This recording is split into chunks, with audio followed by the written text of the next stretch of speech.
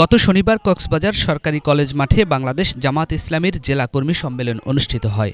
এতে প্রধান অতিথি ছিলেন দলটির আমির ডাক্তার শফিকুর রহমান।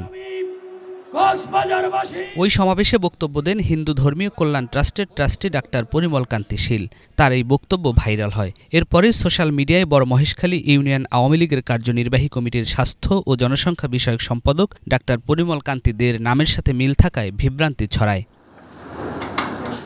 বিষয়টি নিয়ে আজ মঙ্গলবার কক্সবাজারে সংবাদ সম্মেলন করেন ওই এলাকার সাবেক সংসদ সদস্য ও বাংলাদেশ জামাত ইসলামীর সহকারী secretary general HM. Hamidur Rahman Azad. তিনি বলেন, জামাতের সমাবেশে বক্তব্য দেয়া ডাক্তার পরিমল কান্তি শীল হিন্দু ধর্মীয় কল্যাণ ট্রাস্টের ট্রাস্টি, আর ডাক্তার পরিমল কান্তি দে হলেন বড় মহেশখালী ইউনিয়ন আওয়ামী লীগের কার্যনির্বাহী কমিটির স্বাস্থ্য ও জনসংখ্যা বিষয়ক সম্পাদক।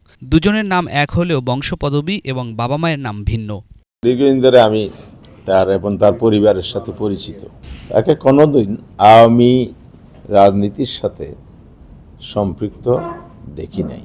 কিন্তু বাংলাদেশন কি করলেন, তার নামের কাছাকাছি একটি নাম আছে, ভিন্ন আরেকটা। এটা তো অরিজিনাল কপি আমাদের কাছে থাকার কথা না। যিনি বক্তব্য রেখেছেন আমাদের সমাবেশ, তিনি হলেন পরিমল কান্তি শীল।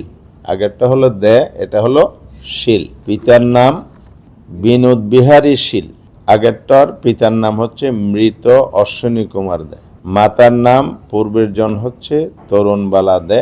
উনি যিনি বক্তব্য রেখেছেন তার মাতার নাম হলো মণিবালা শীল। তাহলে পিতা মাতা কোথাও মিল নাই, ওনার নাম পুরোটা মিল নাই, আংশিক মিল। আগামীতে এই ধরনের সংবাদ প্রকাশের ক্ষেত্রে গণমাধ্যম ও সামাজিক যোগাযোগ মাধ্যমকে আরও সতর্ক ও দায়িত্বশীল ভূমিকা রাখার আহ্বান জানান হামিদুর রহমান আজাদ।